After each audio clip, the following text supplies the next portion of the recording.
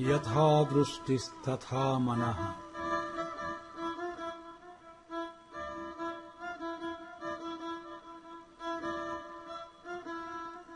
यथा मनस्तथा भावः।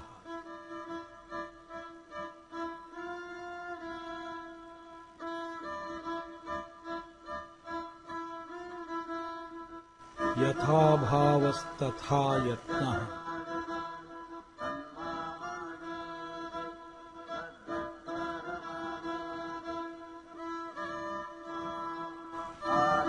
यथा यत्नस्तथा फलम्।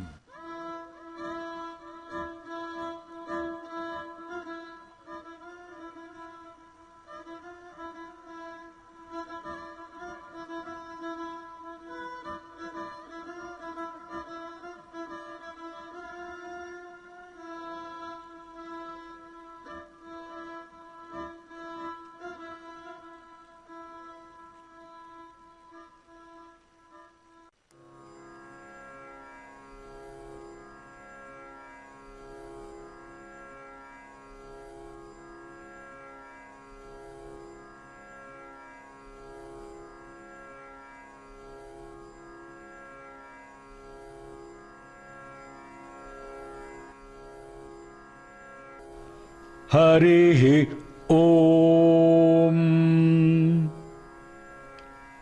अथ पंचदशोऽध्यायः। पुरुषोत्तमयोगः।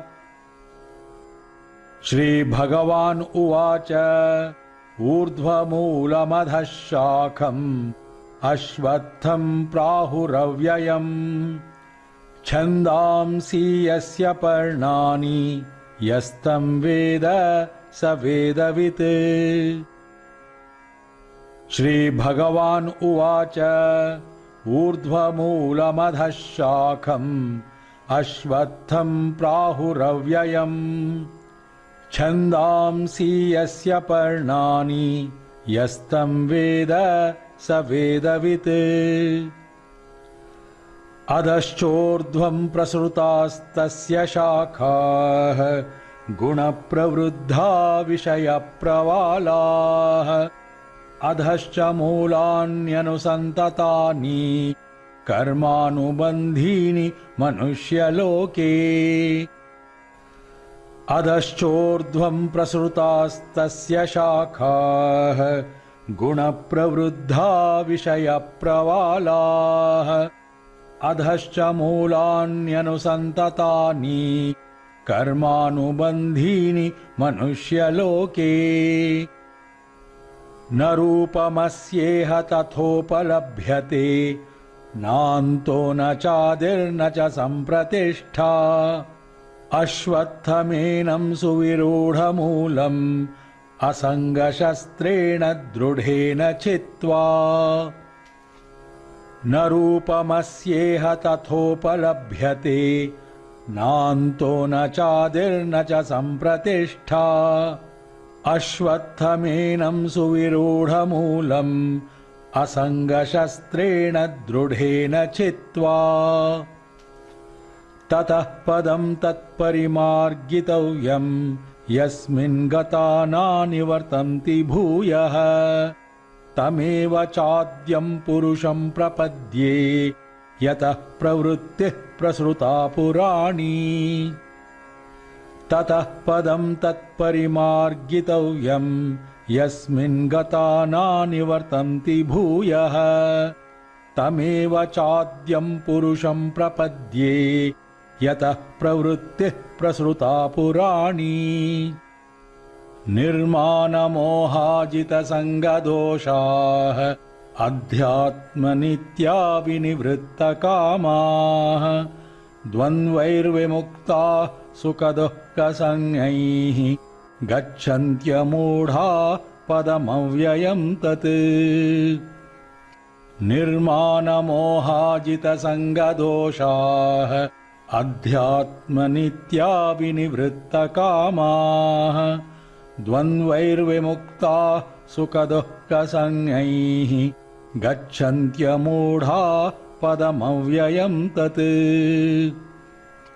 न तद्भासयते सूर्यः न शशाङ्को न पावकः यद्गत्वा न निवर्तन्ते तद्धाम परमं मम। न तद्भासयते सूर्यः न शशाङ्को न पावकः यद्गत्वा न निवर्तन्ते तद्धाम परमं मम। ममैवांशो जीवलोके जीवभूतः सनातनः मनः षष्ठानीन्द्रियाणि प्रकृतिस्थानि कर्षति। ममैवांशो जीवलोके जीवभूतः सनातनः मनः षष्ठानीन्द्रियाणि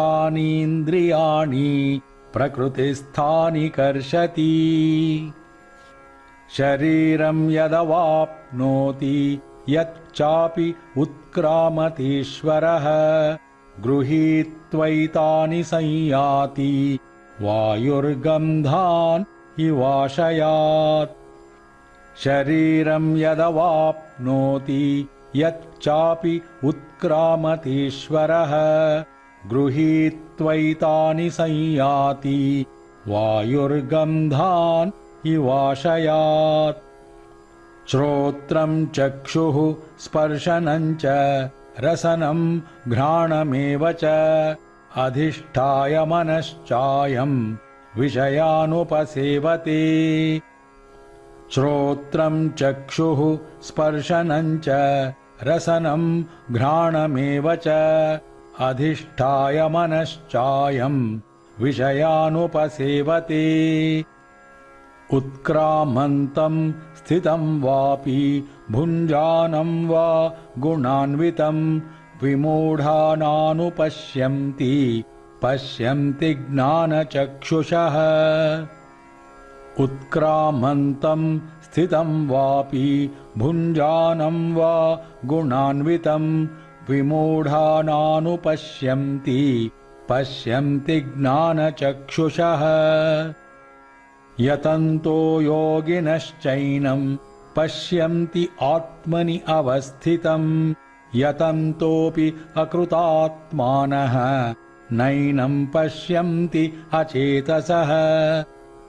यतन्तो योगिनश्चैनं पश्यन्ति आत्मनि अवस्थितं यतन्तोऽपि अकृतात्मानः नैनं पश्यन्ति अचेतसः। यदादित्यगतं तेजः जगत् भासयतेऽखिलं यच्चन्द्रमसि यच्चाग्नौ तत्तेजो विद्धि मामकम्। यदादित्यगतं तेजः जगत् भासयतेऽखिलं यच्चन्द्रमसि यच्चाग्नौ तत्तेजो विद्धि मामकम्। गामाविश्य च भूतानि धारयामि अहमोजसा पुष्णामि चौषधीः सर्वाः सोमो भूत्वा रसात्मकः। गामाविश्य च भूतानि धारयामि अहमोजसा पुष्णामि चौषधीः सर्वाः सोमो भूत्वा रसात्मकः। अहं वैश्वानरो भूत्वा प्राणिनां देहमाश्रितः प्राणापानसमायुक्तः पचाम्यन्नं चतुर्विधम्।